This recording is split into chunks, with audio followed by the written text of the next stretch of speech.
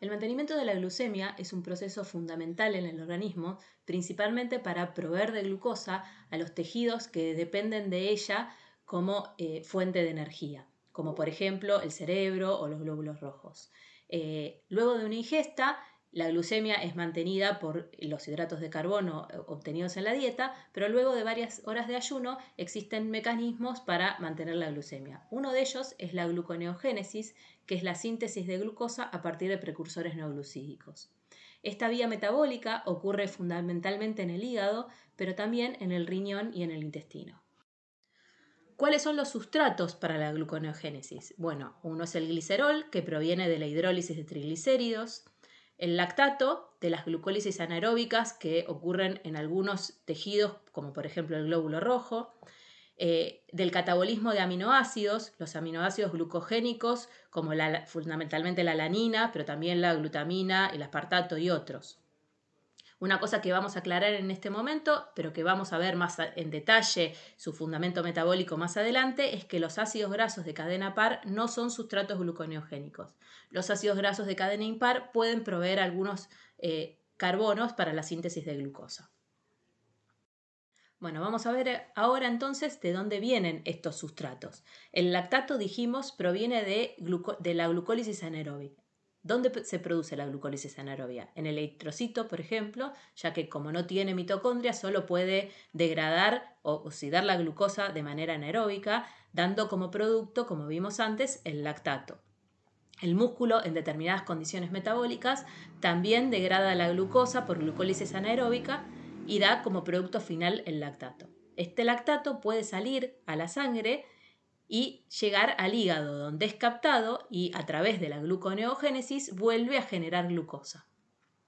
Parte de esta glucosa puede volver al plasma y ser captada nuevamente por estos tejidos, por el eritrocito y el músculo, y así se completa un ciclo, ya que se produce lactato en uno de los tejidos, el lactato sale, va al hígado, se vuelve a producir glucosa por gluconeogénesis y esta vuelve a los tejidos donde se originó el lactato.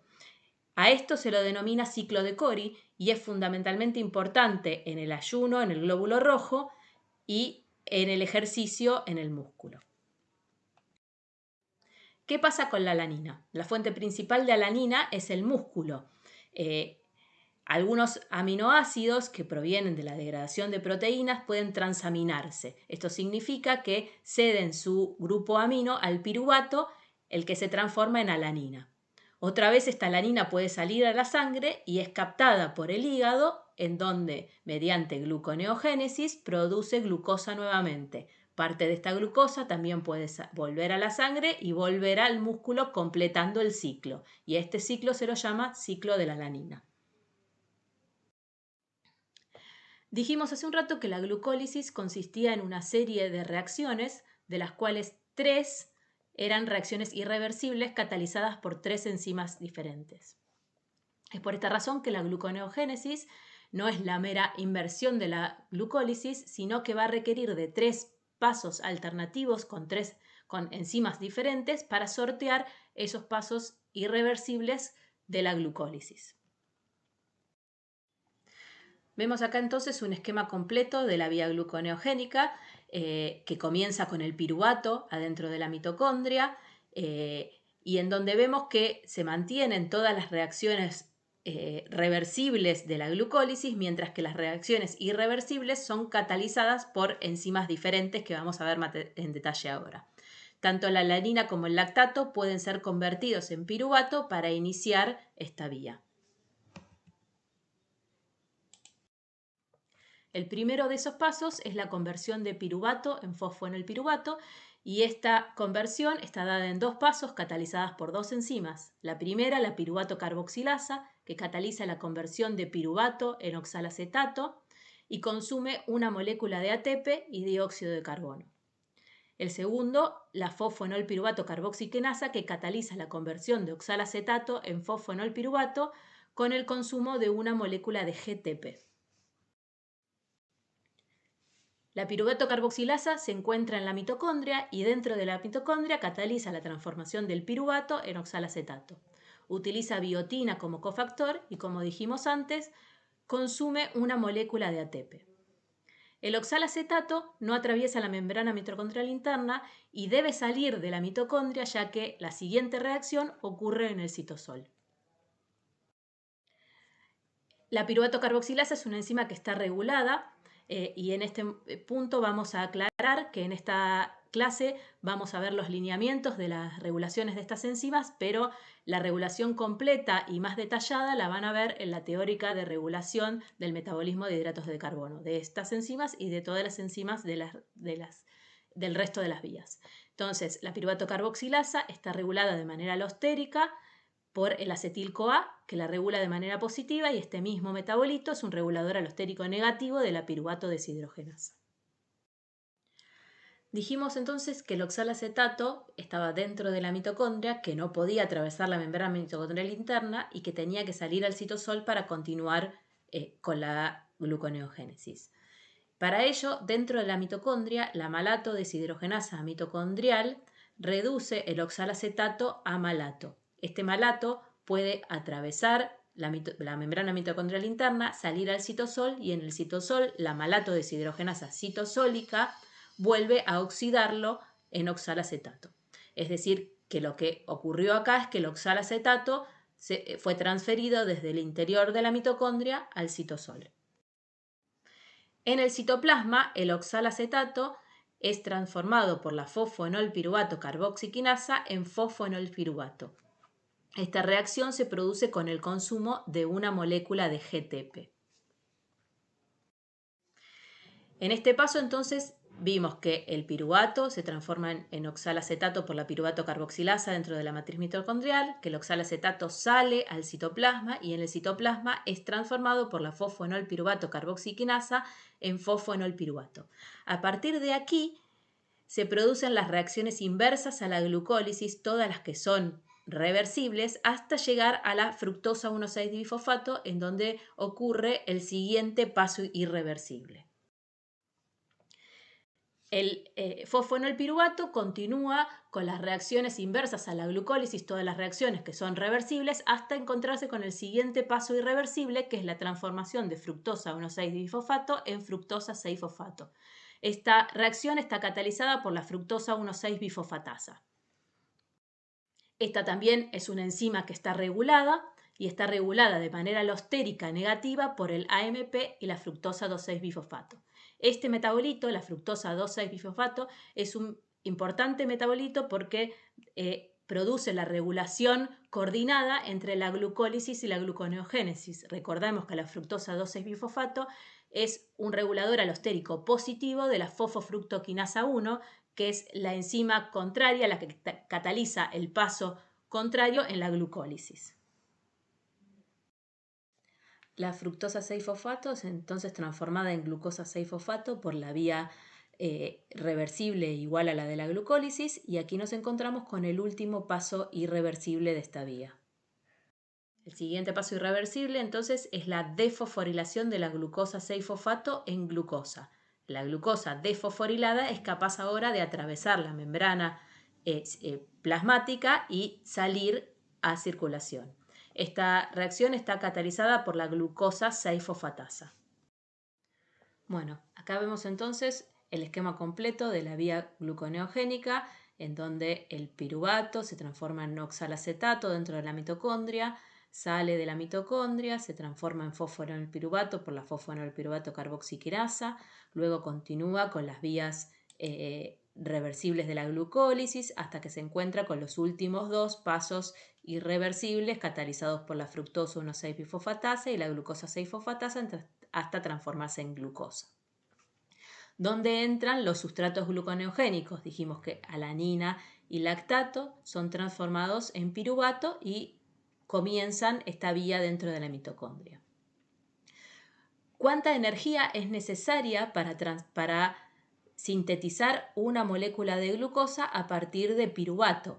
Bueno, vemos acá que hay el gasto de una molécula de ATP por la piruvato carboxilasa, luego una molécula de GTP, que en términos energéticos es análogo al ATP por la fosfoenolpiruvato carboxiquinasa, y recuerden que el paso de 3-fosfoglicerato a 1,3-bifosfoglicerato, que en la glucólisis produce ATP, en la gluconeogénesis va a gastar 1 mol de ATP.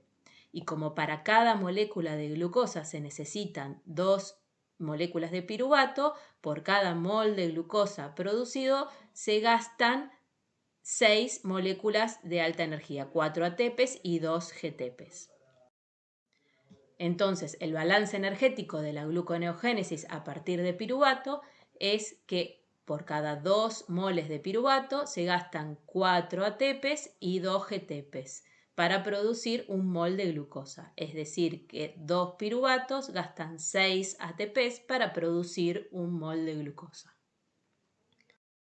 Bueno, ¿qué pasa con el glicerol? Bueno, el glicerol entra en la gluconeogénesis como dihidroxiacetona fosfato, que está en esta parte de la vía. El glicerol se fosforila por una enzima que se llama glicerol quinasa en glicerol fosfato y en este paso se gasta una molécula de ATP y por la glicerol fosfato deshidrogenasa el glicerol fosfato se transforma en dihidroxiacetona fosfato, que entra en esta parte de la gluconeogénesis, es decir, que se ahorra los primeros pasos, todos los que vimos recién en donde se gastaba ATP, tanto el de la piruvato carboxilasa como el de la fosfonol piruvato carboxiquinasa, como el paso de 3-fosfoglicerato a 1,3-difosfoglicerato. Pero gasta una molécula de ATP para fosforilar el glicerol. Como para una molécula de glucosa voy a necesitar 2 moléculas de glicerol, son estos 2 ATPs que se gastan para producir una molécula de glucosa a partir del glicerol. Es decir, que el balance energético de la gluconeogénesis a partir del glicerol es 2 gliceroles que gastan 2 ATPs para fabricar un mol de glucosa. Bueno, entonces vimos hasta ahora que la glucólisis es una vía en donde hay producción de energía, mientras que la gluconeogénesis es una vía en donde se consume energía. Por otro lado, también vemos que los puntos de las reacciones irreversibles son los puntos en donde las enzimas están reguladas. Y además se produce también en muchos de estos puntos lo que se llama regulación recíproca, es decir, que estas vías o las enzimas de estos puntos están reguladas de manera tal de que no se produzca un ciclo fútil. Un ciclo fútil sería que 2 vías contrarias funcionen al mismo tiempo en una célula. Por lo tanto, se produce regulación en estos puntos para que, si debe ocurrir una de las vías, la otra no ocurra. Uno de esos puntos en donde se producen regulaciones recíprocas, por ejemplo, es el de la fructosa 1,6-bifosfatasa y la fosfofructoquinasa 1, que son reguladas de manera recíproca, por ejemplo, por la carga energética. El AMP, por ejemplo, que es un marcador del estado energético de la célula, regula de manera alostérica positiva a la fosfofructoquinasa 1, la enzima de la glucólisis, y de manera negativa a la fructosa 1,6-bifosfatasa. También se produce regulación recíproca en este paso, como decíamos antes, por el metabolito fructosa 2,6-difosfato. Recordemos que este metabolito es un regulador alostérico positivo de la fosfofructoquinasa 1 y negativo de la fructosa 1,6-bifosfato. Es un metabolito que está producido por la fosfofructoquinasa 2, que también está regulada, en este caso, de manera covalente. Esta regulación va a ser vista en mayor detalle en la teórica de regulación del metabolismo de hidratos. Estas enzimas también están reguladas a nivel genético por inducción o represión. En este sentido, la insulina induce a las enzimas de la glucólisis y reprime a las enzimas de la gluconeogénesis. Y el glucagón, la adrenalina y los glucocorticoides inducen a las enzimas de la gluconeogénesis. La siguiente vía que vamos a ver es la vía de las pentosas, que es una vía en donde se produce la oxidación de la glucosa, pero no es una vía en la que se genera energía, sino que es importante por los productos que se obtienen de ella, que son el NADPH, que es utilizado por ciertos tejidos para síntesis reductoras de hormonas esteroides, de ácidos grasos, de colesterol, en el eritrocito para mantener el hierro de la hemoglobina como ferroso, y la ribosa fosfato, que es utilizada para síntesis de nucleótidos. Es por esto que esta vía es importante en tejidos donde se producen estas vías, como el esteroidogénico, el adiposo, la glándula mamaria y el eritrocito. La vía de las pentosas comienza con una fase oxidativa en donde la glucosa 6-fosfato es oxidada en una lactona, que es un éster intramolecular, la 6-fosfogluconolactona, y esta reacción está catalizada por la glucosa 6-fosfato deshidrogenasa. Aquí es donde se produce la primer molécula de NADPH. Luego, la lactona es transformada en 6-fosfogluconato por una hidrolasa y luego en ribulosa 5-fosfato por la 6-fosfogluconato deshidrogenasa, en donde se produce la segunda molécula de NADPH. Es decir, que la glucosa sigue oxidándose. Este primer paso, el de la glucosa 6-fosfato deshidrogenasa, es el paso más importante porque esta es la enzima que está regulada en esta vía. Luego entonces la ribulosa es transformada en los isómeros ribosa-fosfato y cilulosa 5-fosfato. Todas estas son pentosas, por eso esto se llama la vía de las pentosas. Y acá se produce el segundo de los productos importantes en esta vía, que es la ribosa 5-fosfato. A partir de aquí se producen una serie de interconversiones entre estos hidratos de carbono para regenerar la glucosa 6-fosfato. En muchos de los tejidos es necesario más el NADPH que la ribosa fosfato. En ese caso, se produce el NADPH y se producen estas interconversiones para regenerar la glucosa 6-fosfato si es que la ribosa no va a ser utilizada.